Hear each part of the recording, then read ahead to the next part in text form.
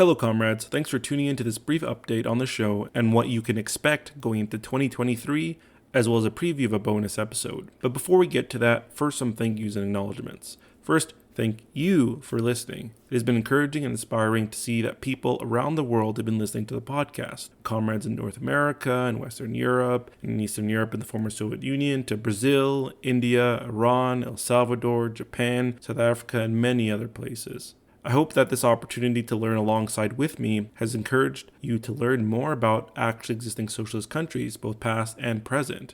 I started this podcast to learn from experts about a history that has been deliberately distorted and concealed by capitalist media. History shapes the way we understand the world, who we are in the world, and ultimately what we deem possible. My hope is that from listening to this podcast, you understand that a better world is possible. Special thanks to Connor Kindle, Wanger Hilton, and Holly, who've all left positive reviews on Apple Podcasts. Podcast reviews on any platform are very important in increasing the visibility of the show in your region. So please, if you do get a chance, leave a review or rating on your preferred podcast platform and subscribe to the show if you haven't already. Also, another special thanks to Reddit and YouTube users PM Your Bonds, TrippaFinex, HappyAD2914, and Jess L. Thank you for engaging, commenting, and sharing the podcast. The guests of the show thus far, Howard Waitskin, Julia Mead, Samantha Lom, Alice and Dennis Bartels, Steve Paxton, Calla Walsh, and Victor Grossman, have all been very generous with their time and support. Please do seek out their work. And final thanks to Patreon subscribers Holly and Jay Martell. Thank you so much for supporting this one-man show.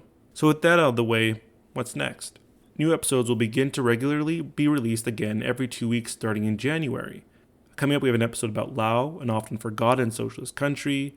We'll be talking about Ghana's socialist period, an episode on the so-called Great Terror period in the Soviet Union, and most interestingly, a discussion with a woman who grew up in North Korea. The Patreon will finally launch in January and will feature the following: bonus long-form narratives on history, a preview of which is coming up, random interesting research posts, and early access to episodes. Please reach out at actuallyexistingsocialism@gmail.com. This is the show's email. Please send in your questions, your comments, and criticisms.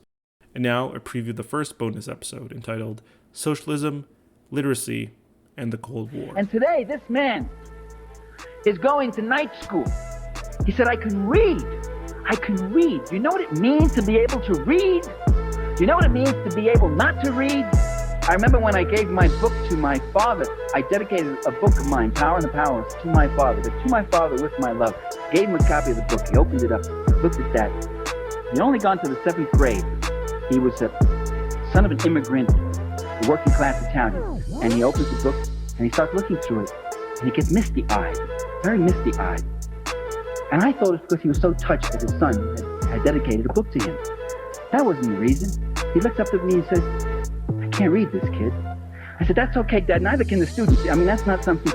I mean, don't worry about that. I wrote it for you. I mean, it's your book, and you don't have to read it. You know, it's a very complicated book, an academic book.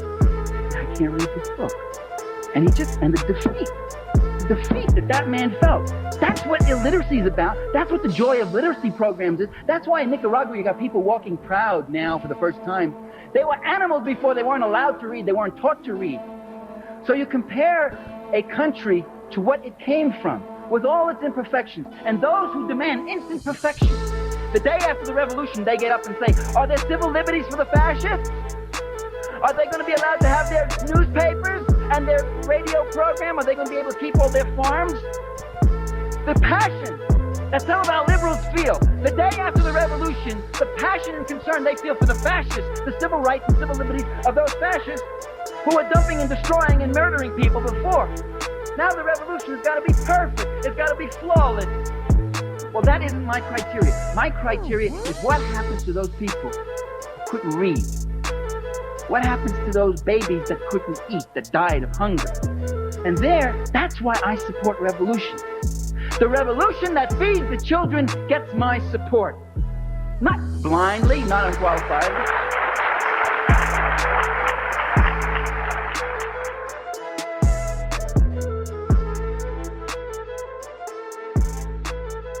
The 20th century saw an explosion in the total percentage of literate persons around the world.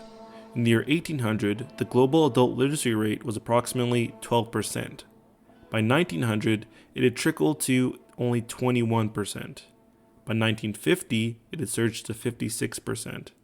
As of 2016, the global adult literacy rate stood at 86%. The mass literacy campaigns behind the astounding literacy gains since 1900 primarily took place in and were inspired by the efforts of nations which chose a socialist course for development, such as those of the USSR, China, Cuba, Nicaragua, Tanzania, and Vietnam, among several others. These mass literacy campaigns would bring newfound literacy to hundreds of millions of people, and as a result, bring about much social progress. In the 2020 U.S. Democratic Party's presidential candidate race, Bernie Sanders would stir controversy over his past and present defense of the successful Cuban literacy campaign. Tonight, Bernie's on TV again tonight. Bernie Sanders is already a big target for his rivals as the front-running candidate, but he just left himself wide open for doubling down on his praise for Cuban leader Fidel Castro. Take a look. It's unfair to simply say everything is bad.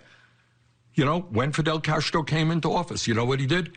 He had a massive literacy program. Is that a bad thing, even though Fidel Castro did it? You know what? I think teaching people to read and write is a good thing.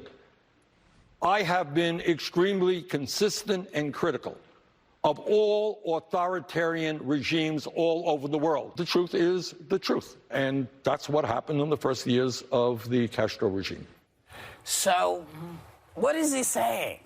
Well, Sanders' comments sparked a discussion in American news media which was totally silent on socialism's unique role in rapidly increasing global literacy. The commentary from American mainstream news media amounted to decontextualized and misleading Cold War rhetoric, which failed to acknowledge that in the 20th century a war against illiteracy was waged that would set apart capitalist and socialist ideals like no other conflict.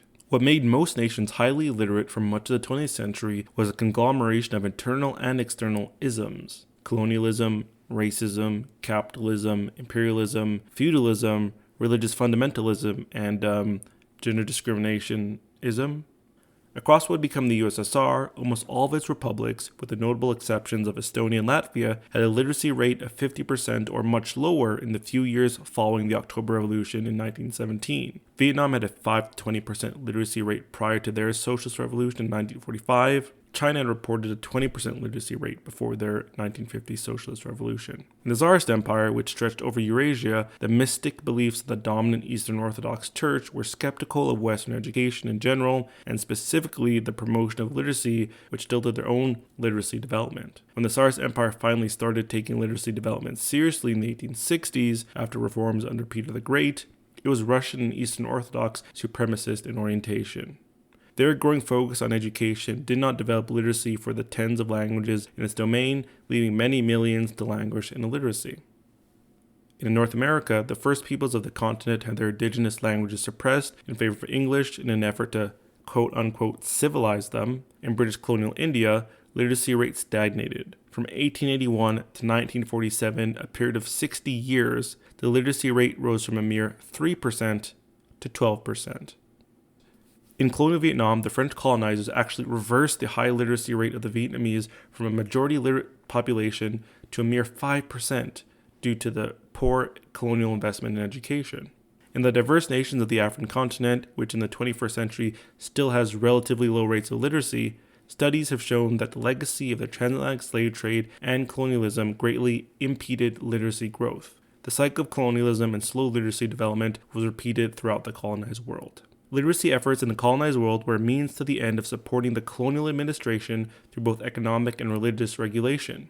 Many pre- or below-literate societies were also hierarchical feudal class systems that prevented literacy growth, often reserving them for the elites or priestly class, such as in the Tsarist Empire. It was the major colonial powers such as the USA, Great Britain, and Germany which by the early 20th century had literacy rates over 90%. They'd reached high levels of literacy in their populations due to a mixture of mass and decentralized campaigns which are more often than not geared towards a religious education.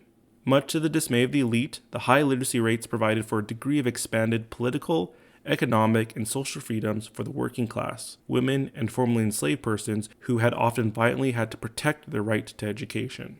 The ruling classes regulated literacy, ensuring the publication of reactionary materials and through stifling the publication of material that radically challenged the status quo. Literacy empowers people.